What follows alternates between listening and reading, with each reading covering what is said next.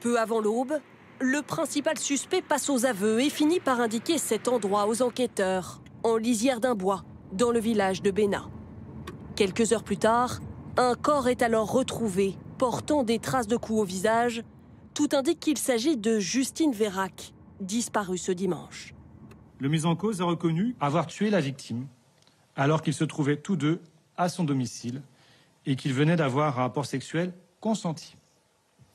Il a précisé, sans donner davantage d'explications, qu'il lui avait donné un coup de poing, ce qui a occasionné le décès.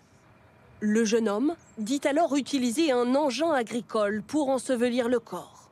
Puis à son domicile, il tente de faire disparaître des traces de sang et le sac de la victime, en vain. Les enquêteurs ont rapidement remonté sa trace, déployée en nombre ces derniers jours. Car il est la dernière personne vue avec Justine dimanche devant cette boîte de nuit de Brive-la-Gaillarde.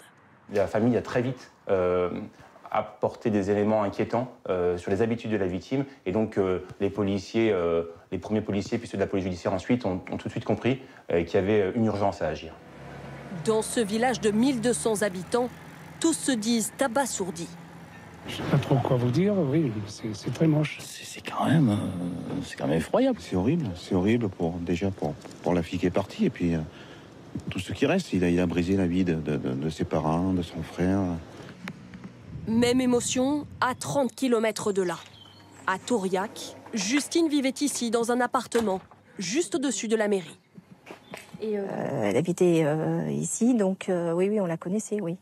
C'est une maman avec son petit de 2 ans et demi, une maman calme, toute simple. Je suis horrifiée et triste, vraiment triste.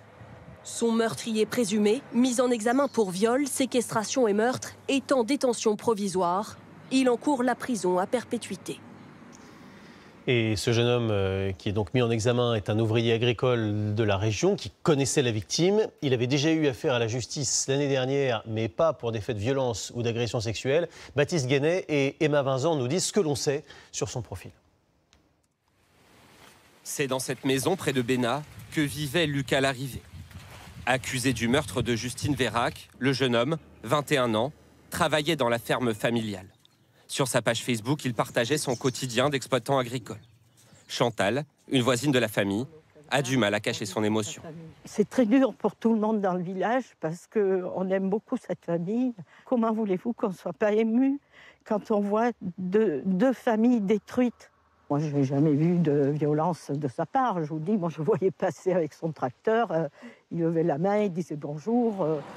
Un jeune homme sans histoire, c'est ainsi que le décrit, hors caméra, l'entraîneur de son club de foot.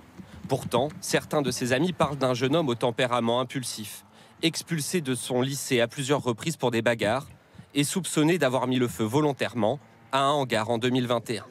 Des faits pour lesquels il n'a pas été condamné. Il avait été mis en examen et placé en détention provisoire jusqu'au 12 avril 2021.